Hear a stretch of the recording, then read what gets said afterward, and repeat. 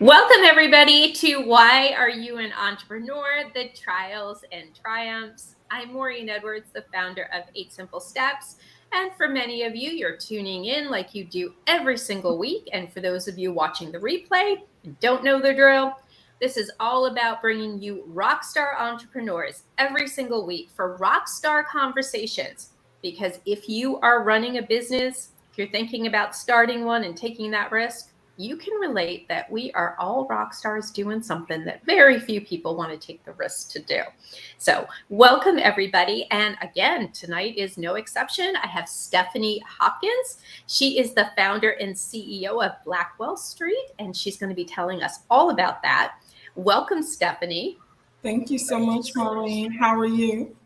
I am great. I am so glad that you're here tonight. And I ask the same question every single week because I think it's important for people to understand why you are even on the entrepreneurial journey because it is so hard.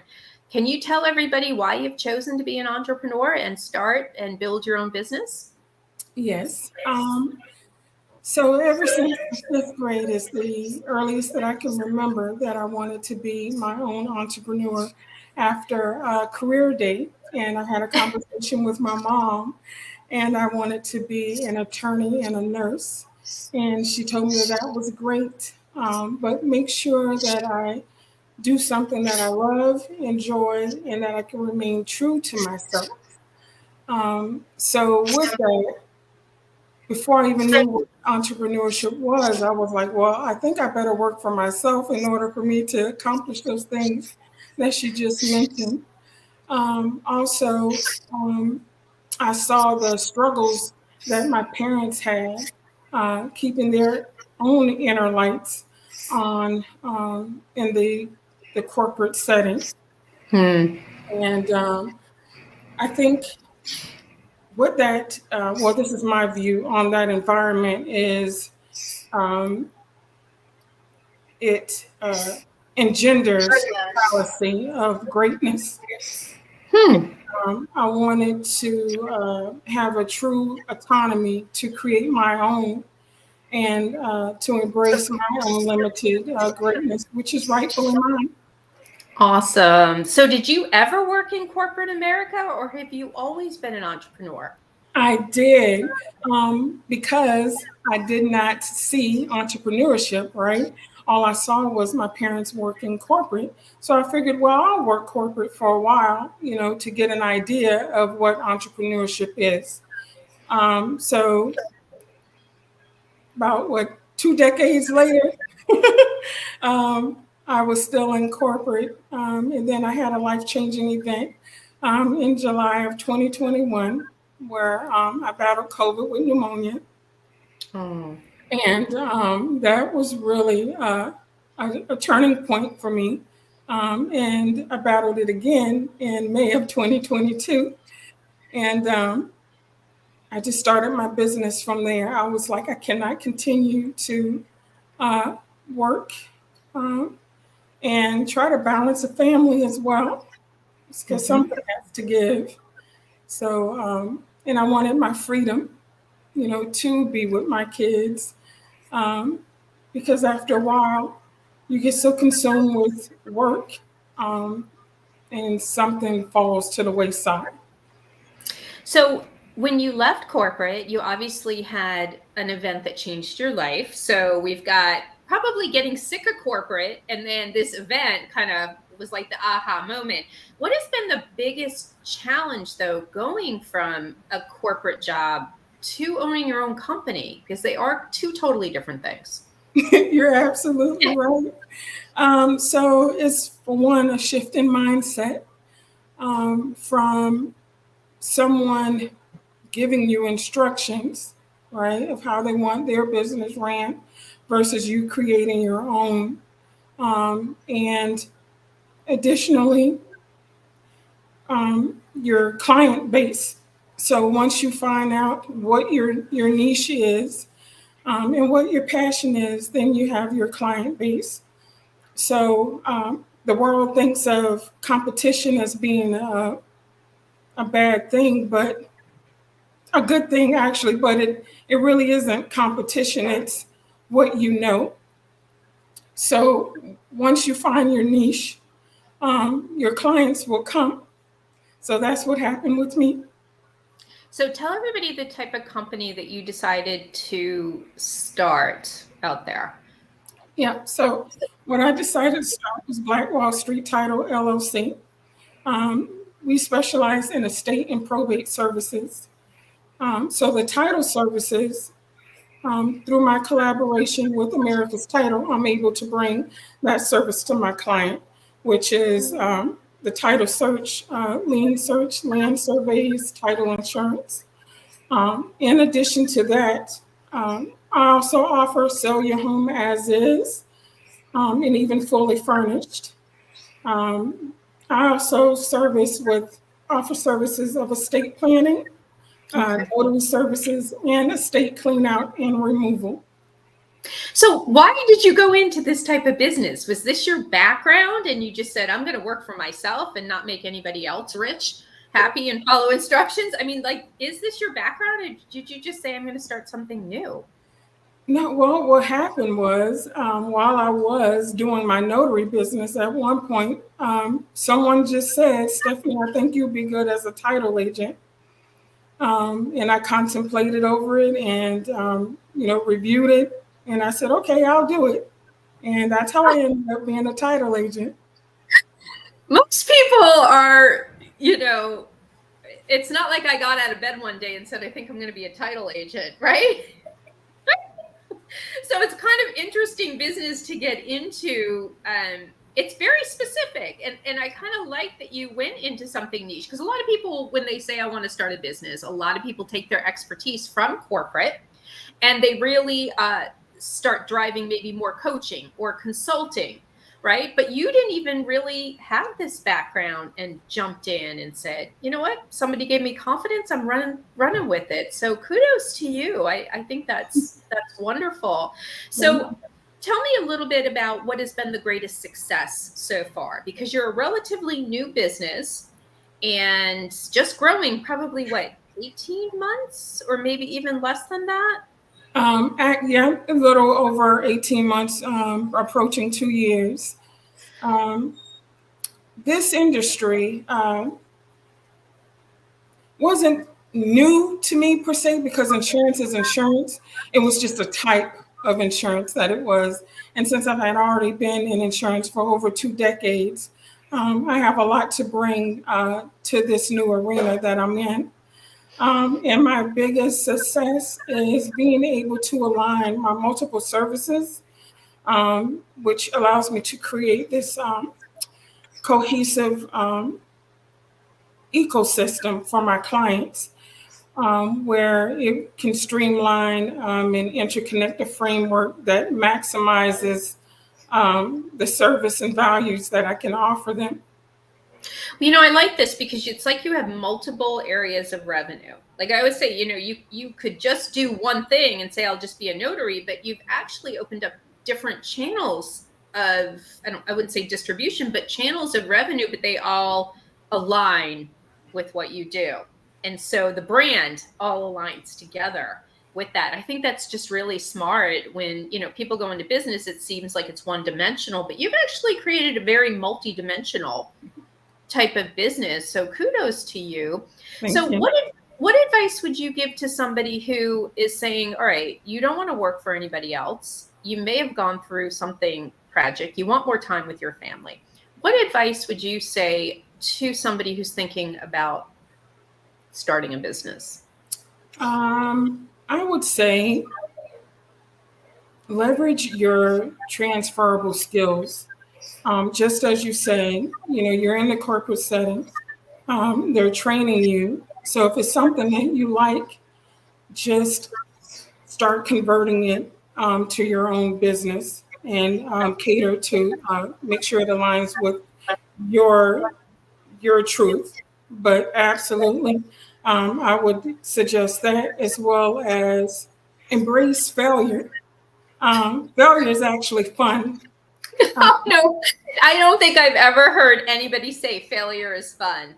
I yes, totally agree. Embrace failure. Don't let it paralyze you. Let it motivate you. But I have absolutely. not heard that failure is fun. So can you Yeah. explain what that means.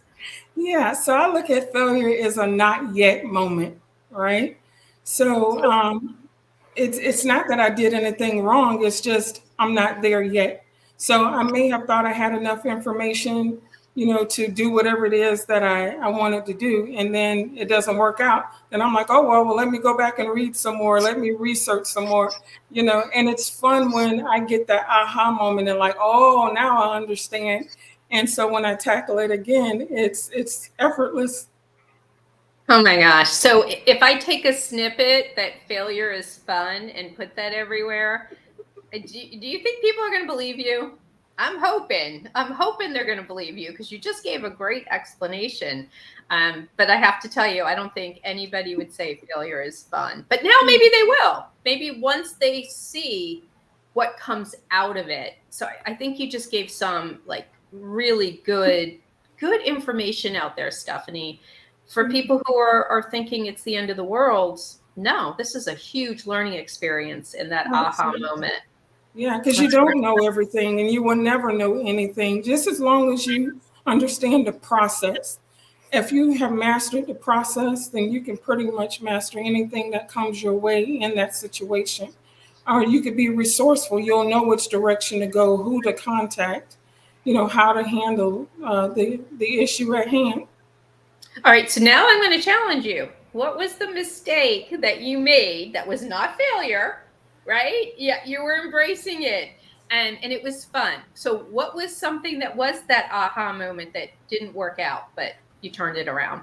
Yeah, so it was obtaining my clients, right?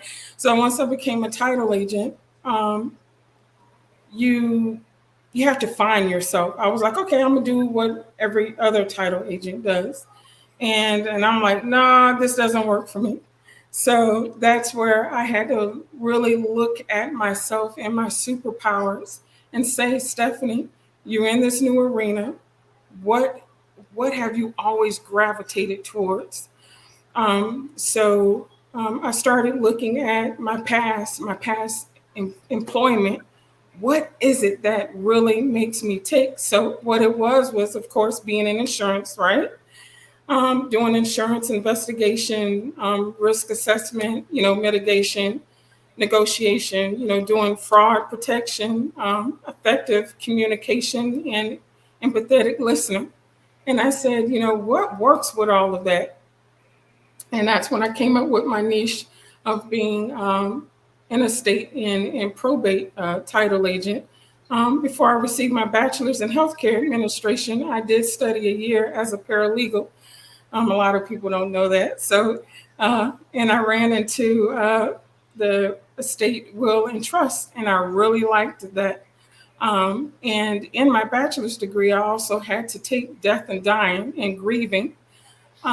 So once I looked at those items and looked at my superpowers, we have a lot of them, but the ones that I use specifically in this arena is balance and compassion. Because people are going through a lot. Probate is very complex. They need someone that has that balance to have that clear thinking for them, and point them in the right direction, be that guiding light through this unknown process. I love the superpower thing to kind of tap into that. So how do you find your clients? Is there a certain type of social media platform you use, or what is the major marketing you're doing to get your clients? So right now, I use LinkedIn, Okay. I use Facebook, and as well as being in the community. So my client base is mainly B2C. So in order to do that, I have to be out in the community. How often do you network? Because Oh, we weren't doing face to face for a long time, and now I think we're back to it. But are you out in the community a lot? I network at least about 2 to 3 times a week to my target audience. Wow. So can you share some of the type of networking events that you do go to in case there are people who, they're B2C, right? They need to be out with their their customers or potential clients. So, what are some of the type of events that you would go to? Yep. So I network with the assisted living facilities as well. I Oh, specialize in senior. I'm also an ombudsman in training. So I network there. And I also network with my local CDC of Tampa. And they help the community a lot as well. I network with Salitas House and some other nonprofits as well. So it gives me that range to my clientele. I like how, what you're saying out there is you need to be in front of people. But in my experience, I find that that's hard for people. They feel like they're selling. A lot of people don't want to feel like they're selling. So, what advice would you give to people who are a little bit uncomfortable with, maybe the whole networking thing? They're a little bit shyer, maybe more introverted, but they've got to be out there. Yeah. So I am introverted, by the way. So No, this, you're not. yes, I am. This is a perfect question. So I do understand about the selling process. So I actually sell on logic, right? So all I'm doing is just telling you what the information is. I'm not trying to sell you on anything. I'm just giving you informed information in order for you to make a decision on your own. You know what? That's really important what you just said. And a lot of people think sales is a dirty word. I will have to tell you. In fact, it's the one job out there in corporate that people are dying to get salespeople in, and nobody wants it. But what you just said is they don't know what they don't know until you come and say, you may not have ever thought of this, but I want to share how it can help you and the value it can bring. And that can be an aha moment for people out there who don't know or don't want to think of it, right? And so I think we should all look at it as we're not selling you, we're just maybe bringing awareness to That's you. it. That's it. That's all it is. You don't need to use us. You don't need to, but think about it. Here is the information, and it's up to you. That's right. Yeah.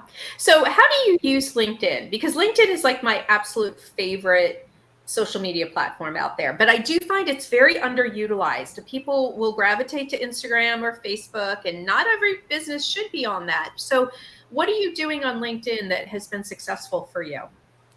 Well, I gravitate towards my target audience. And then I will just send a message, just a very kind message. I will definitely look at their profile, see if we have anything in common. I will mention that. But just overall, if their profile is impressive, I'll give them a compliment on that. And once they accept, then I'll reach out again and just, hey, would you like to do a one-to-one? Nothing sells, just want to have this chemistry call to see, to get to learn a little bit more about one another. And that's how we met. We met on LinkedIn. You sent a kind comment to one of my posts, right? Yes, And then ma'am.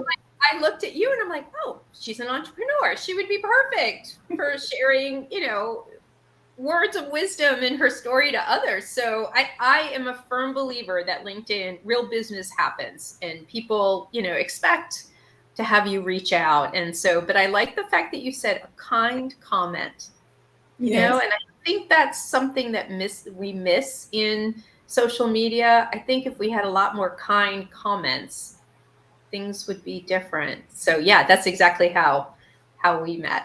So tell me out there, what are you've given a lot of information here, but what is something that's very specific that you would say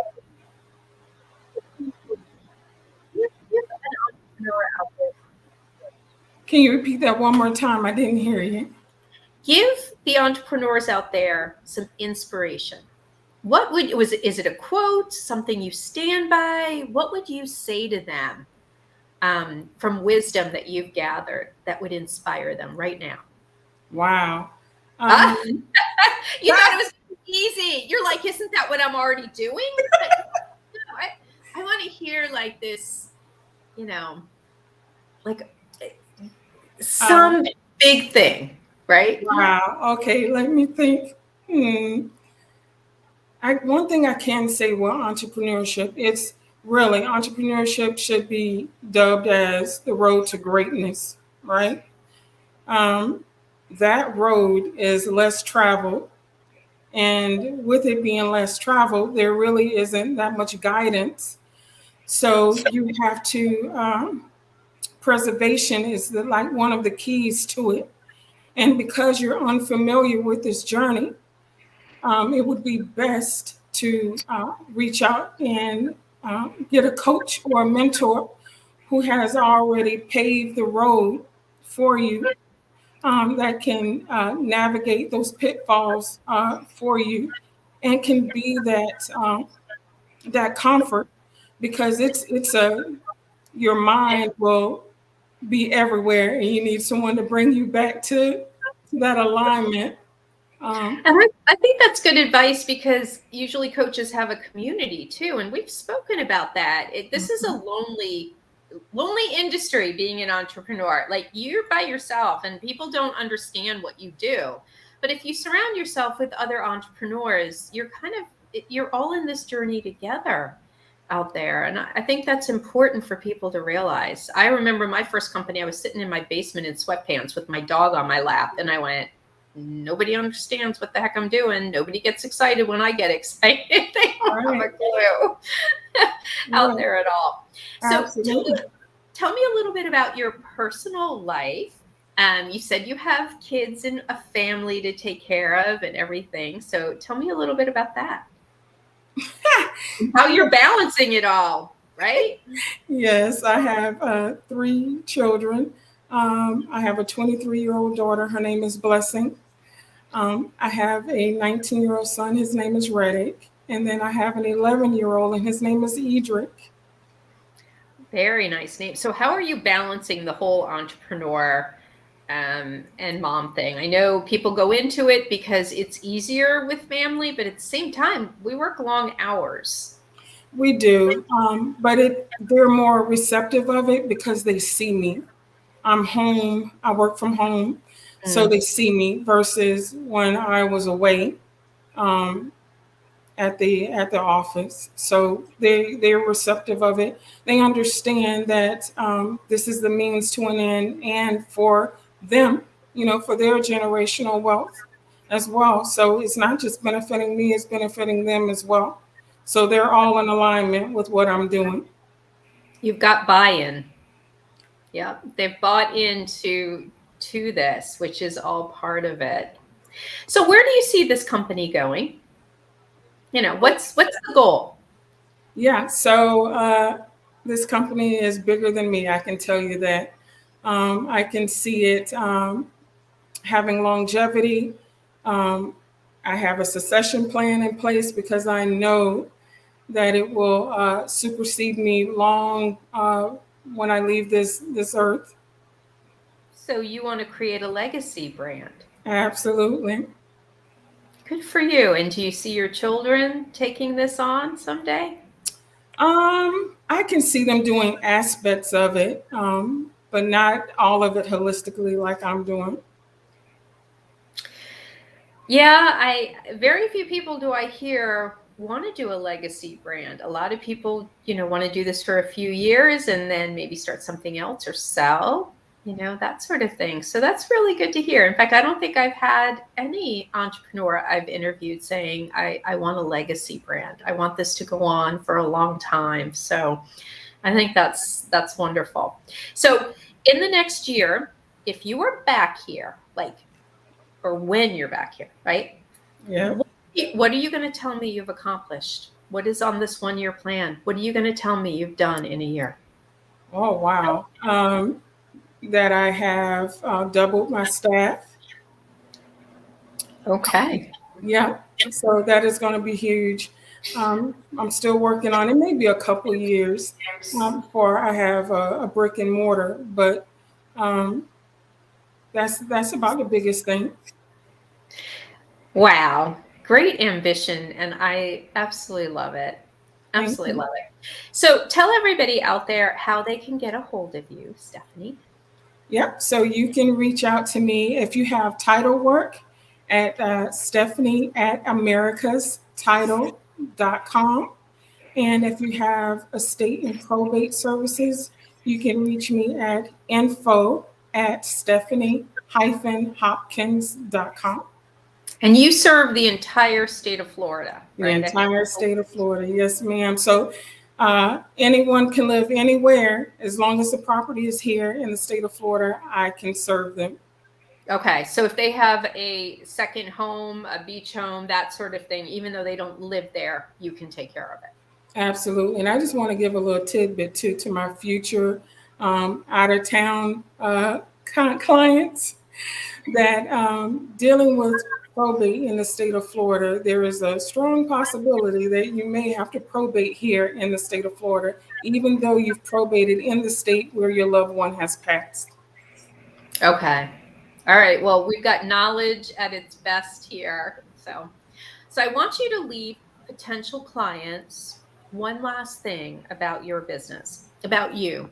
You talked about superpowers, how are you pulling that out? You've just given amazing words of wisdom here. I want you to tell people what makes you different than another title person that they could choose. Why would they choose you, Stephanie? Why should they? Well, mainly because not to say that other title agents don't care about the community, but I'm in the community. And my goal is to have workshops in the community to bring awareness to the importance of estate planning. We are losing our property, our inherited property, at an alarming rate. According to certain research, that African Americans' generational wealth may dwindle down to zero by 2053. Wow. So with that, I want to have an open space where people feel comfortable talking about the passage of time and the importance of creating a legacy so it can pass to generations to come. Of that. It's the big picture, not the immediate here. You are a big picture person. I am going to Yes, say that. You are. You're on the macro level, which I absolutely love. All right. So I'm going to hold you to it. If you come back, when you come back in a year, you may not have doubled your staff, but you have some specific financial goals that you're going to be hitting. And so I want you to be able to give everybody an update on that next, absolutely. next year. All right. Thank you, Stephanie. I am so glad that you joined us tonight. And for all of you who tuned in, I cannot believe how many amazing things Stephanie just provided for all of you entrepreneurs out there. And right now, if you find yourself struggling in entrepreneurship, she gave you some good advice to get some help, get some coaching, get some consulting, get a community who can support you out there. If you're having trouble converting customers, despite all your marketing, I want you to reach out to me. Okay. There is a process you can do to turn that around. And if you are a brand new company, let's get you on the fast track to being able to convert right out of the gate. So please reach out to me. I'm on all of these different social media channels too, and I would love to talk with you.